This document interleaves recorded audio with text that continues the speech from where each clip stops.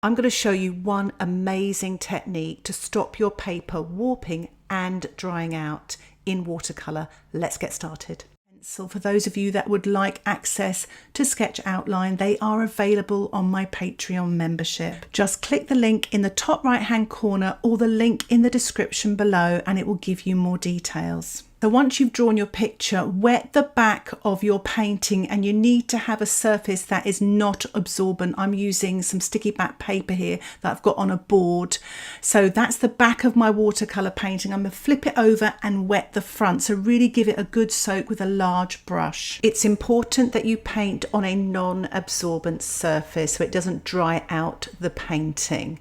So a piece of Perspex would be ideal. So I'm going to actually wet the front of the painting now with a large soft brush, so both sides of the paper are wet, and this will keep the painting wet for longer, and it will really help you when you're working wet in wet. It'll also keep the painting nice and flat. The thicker the paper, the longer you need to soak it. I'm just mopping up all the puddles now and laying my painting flat, sticking to the surface almost, and everything is even, there's no puddles. I'm using a really simple palette, Ultramarine, Quinacridone Magenta, Quinacridone Gold and Hansa Yellow Light, but you could use Ultramarine, Permanent Rose, Cadmium Yellow and Raw Sienna. And I'm just painting the lightest washes on first. The painting is already wet and I'm just dropping on the yellows, the Quinacridone Gold. I've even put a little bit of blue there where there's some sky holes through the trees. If you look in the reference photograph, just dropping in all the colours, the light colours you can see, wet into wet.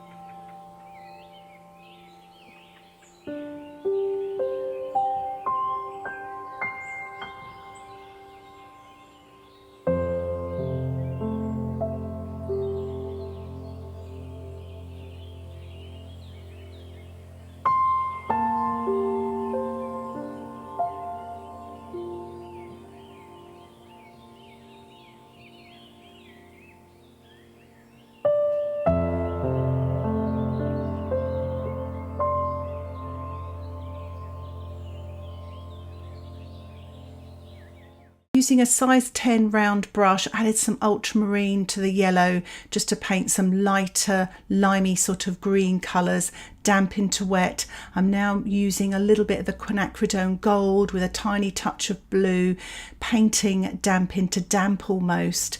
But if you see from the surface of my paper is still shiny, so it's safe to paint.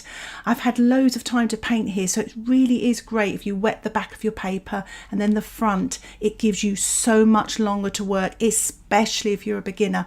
I'm adding a little bit of blue there and just sort of going up the trunks there. I'll paint those later, but it's just to get them started and just to start building up as we do in watercolour, working light to dark.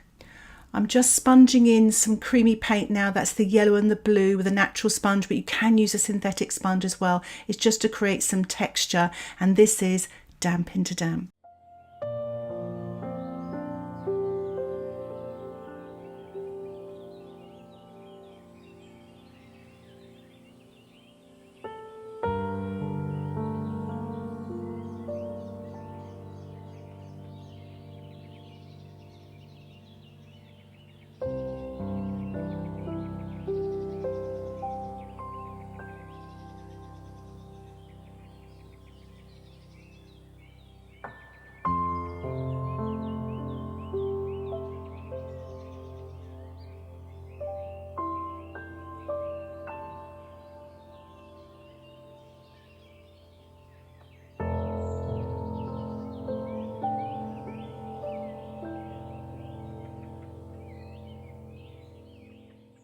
I'm having so much fun here. The paper is still damp and I'm lifting off the sun rays with a damp brush. I'm keep on cleaning it as well and just sort of using the tip of the flat brush, and it just lifts off the paint, and then just wipe off the excess. Make sure you keep cleaning your brush and use a damp brush as well, not a wet brush, otherwise you're going to create a big puddle there.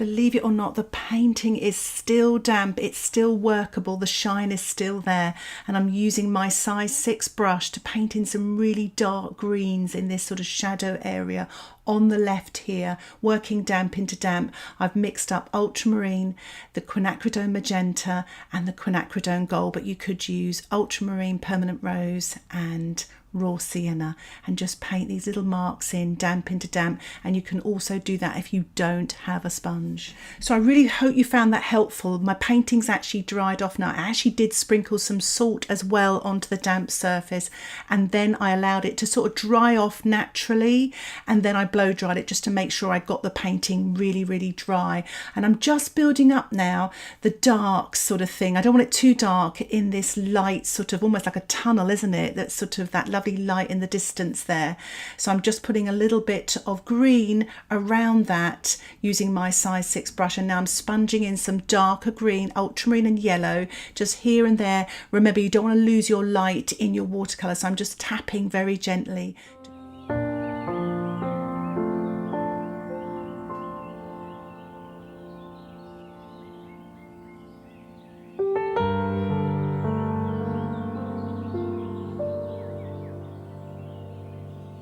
Just painting in a cast shadow now with my size 10 brush with a mixture of the ultramarine with a touch of the yellow, just glazing it on this sort of right hand side corner here.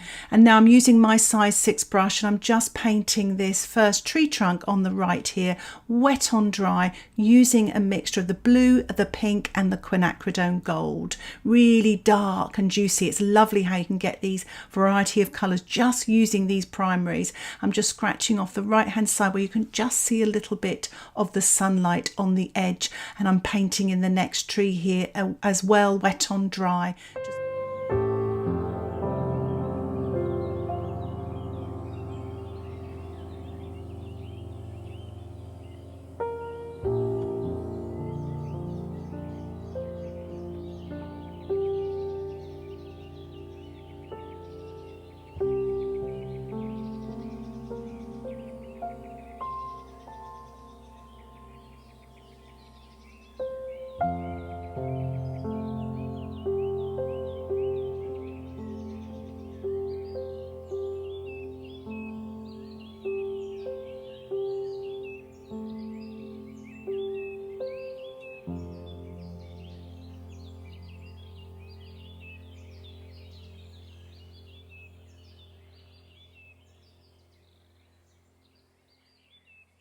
And now I'm painting in some branches using my twig, and that's just a twig from the garden I've sharpened with my pencil sharpener. It gives you some lovely thin sort of branches, really nice to use. If you don't have a twig or you don't wish to use a twig, you can use a small thin brush, a liner brush. I'm using a size 2 brush here and just painting now this left hand tree here, just sort of in the middle distance.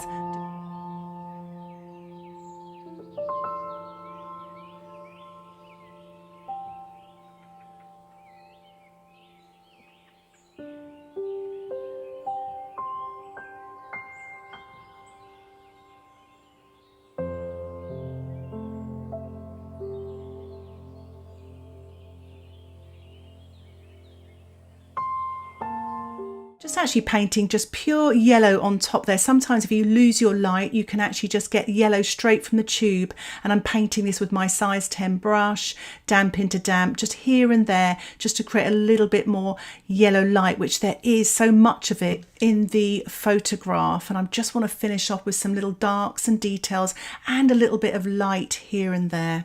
I love to finish off with a spatter. I'm using the size 2 brush and just spattering the yellow just where I see little lights here and there in the trees where the sun's caught the edge of the leaves, and I'm just spattering it just to create a little bit more texture and light. I'm actually finishing off with a little bit of a white spatter. This is gouache, but you could use white watercolour.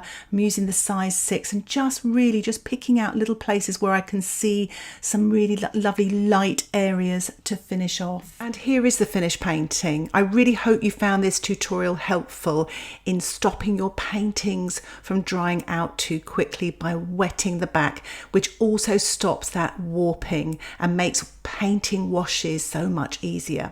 If you'd like to get access to the extended tutorial or my weekly exclusive tutorials with outline sketches, why not think about joining my Patreon membership?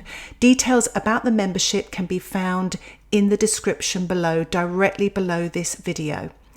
Thank you so much for watching this tutorial. Happy painting. Bye for now.